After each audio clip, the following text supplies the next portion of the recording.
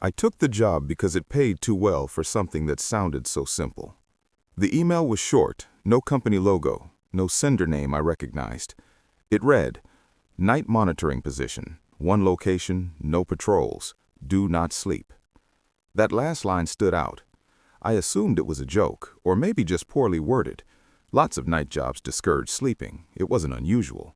I replied anyway. 10 minutes later, I received an address, a time, and a warning. If you feel tired, you must stay seated. No interview, no paperwork, just instructions. The building was an office complex on the edge of the industrial district.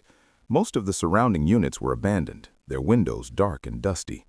Inside, the lights were on, but dimmed.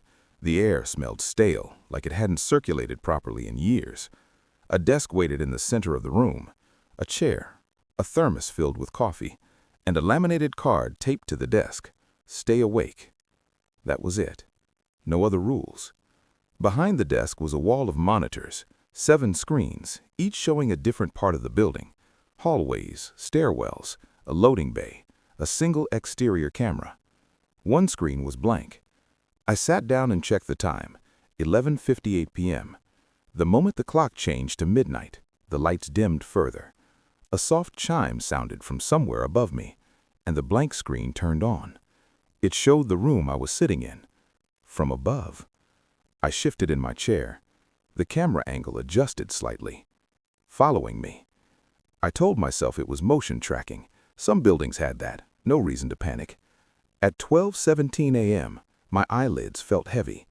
I took a sip of coffee. At 12:18, the blank screen flickered. The image lagged. The version of me on the screen was still sitting upright, but I had leaned forward. The delay was subtle, maybe half a second. At 12:30, I felt it again, that heavy pull behind the eyes, the kind that tells you you're about to drift off. I straightened my back. The version of me on the screen didn't. It stayed slouched, head tilted slightly downward. At 12:31, the on-screen version of me lifted its head before I did. I stood up so fast my chair scraped loudly against the floor. The screen showed me standing, perfectly still, facing the camera, not matching my movement at all. A line of text appeared on the blank monitor. "You're doing well." I backed away from the desk. The other monitors were unchanged. Empty hallways, silent stairwells. I checked the time, 12:44 a.m. I hadn't noticed 15 minutes pass. My phone buzzed. No signal. Yet a notification appeared. Inactivity warning. From an app I didn't recognize. I felt tired in a way I never had before. Not physical exhaustion, something deeper, like the part of my mind that keeps you awake was being gently pressed down. I sat back in the chair. The moment I did, the screen corrected itself. The version of me on the monitor now matched my posture exactly. The text changed. Good. I forced myself to stay upright, to breathe slowly, to blink deliberately. At 1:03 a.m., the blank screen zoomed in slightly, close enough that I could see my face clearly. My eyes, wide, unblinking. I reached up and touched my eyelids. They were blinking, but the version of me on the screen wasn't. The text updated again. Almost done. That was when I heard footsteps, not from the monitors, from behind me. Slow, measured. I didn't turn around. I watched the screen instead. The version of me on the monitor smiled. I didn't. The footsteps stopped directly behind my chair. A presence filled the space, close enough that the air felt warmer. The text changed one final time. "You can rest now." The lights went out. I don't remember leaving the building. I woke up at home, still wearing my clothes. My phone showed one notification from the unknown app. Session complete. I never replied to their follow-up emails, but every night, around midnight, I feel that same heaviness in my eyes. And sometimes, when I fight it, I swear I hear someone behind me whispering, "Don't worry, I'll stay awake for you."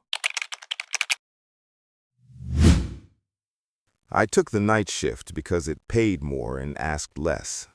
The station was small, local traffic updates, weather alerts, emergency interruptions if something went wrong. Most of the work was automated. After midnight, I was there mainly in case something broke. I sat alone in the broadcast room with dim lights, glowing monitors, and a radio console older than I was. One rule was printed and taped above the board. Do not adjust the aux channel after midnight. No explanation. I assumed it was legacy equipment. Old warnings stick around long after the reason disappears. The first few nights were quiet, static, automated playlists, occasional emergency test tones. At exactly 12 a.m., the aux channel came online automatically. A thin green line appeared on the display, showing an open signal. Nothing played through it, just open. At 12:47 a.m. on my fourth night, the aux channel crackled. I looked up, expecting feedback or interference. Instead, I heard breathing. Not distorted, not warped. Clean, steady, human. I leaned closer to the console. The breathing stopped. I told myself it was a line left open somewhere, someone forgetting to disconnect a mic. I muted the channel. The breathing continued, through my headphones. I checked every input. Nothing else was live. The aux channel indicator blinked once.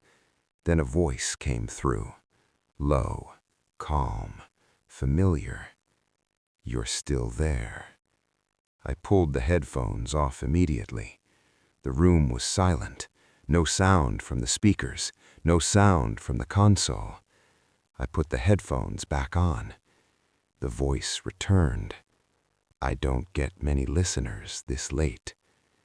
I asked who was speaking. There was a pause. Then the voice said my name, perfectly. I hadn't signed into the system that night yet. At 1:03 a.m., the voice began speaking in short bursts, commentary, observations. You always check the door twice. You sit closer to the console when you're nervous. You haven't slept well since Tuesday. Each one accurate, each one quiet, like it wasn't meant for broadcast. I tried switching channels. The voice followed. Every frequency, every output, always just below the main audio. At 1:17 a.m., the aux channel asked me a question. Do you want to hear how it sounds outside? Before I could answer, the aux channel switched feeds. I heard traffic, wind, footsteps, then something closer. Fabric rustling, breathing, right beside the microphone. I recognized the sound.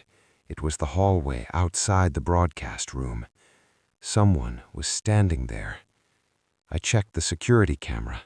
The hallway was empty. The voice continued. I don't have a body anymore, it said. This is easier. At 1:29 a.m., the voice began reading timestamps, moments from previous nights, things I'd done, things I'd said quietly to myself. None of it had been recorded anywhere. At 1:42 a.m., the aux channel light turned red. Live. The voice lowered. Someone else might hear us. I panicked. I shut down the console, pulled power. Everything went dark. The room was silent. Then the emergency lights flicked on, and the voice continued, without equipment, without speakers, from inside the room. I told you not to mute me. I don't remember leaving. I remember daylight. I remember sitting in my car, shaking. The next day, management told me the aux channel had never been connected to anything. No mic, no input, just an open line. They asked why I'd stayed so late. I didn't answer. The station still broadcasts at night. Sometimes, when I can't sleep, I tune in. Between songs, between static, I hear a voice waiting, asking if I'm listening. I worked building security for a mid-sized corporate office downtown. Not a guard with a uniform and patrol route, more like a night monitor. I sat in a small control room and watched cameras. If an alarm went off, I logged it and called the appropriate number. The job was boring by design. The building had 12 cameras. That number was printed everywhere, on the manual, on the emergency procedures, on the laminated map taped to the wall beside the monitors. 12 cameras, 3 floors, 4 stairwells, 2 entrances, 1 loading dock. I memorized their angles within the first week. Camera 1, lobby entrance. Camera 2, parking garage. Camera 3 to 6, hallways. Camera 7 to 10, stairwells. Camera 11, loading dock. Camera 12, exterior alley. That's why I noticed it immediately when an extra feed appeared. It wasn't dramatic. No alarms, no flashing lights, just a new window on the screen, labeled simply Cam 13. I stared at it, confused. The feed showed a narrow hallway, dim lighting, gray walls, no doors.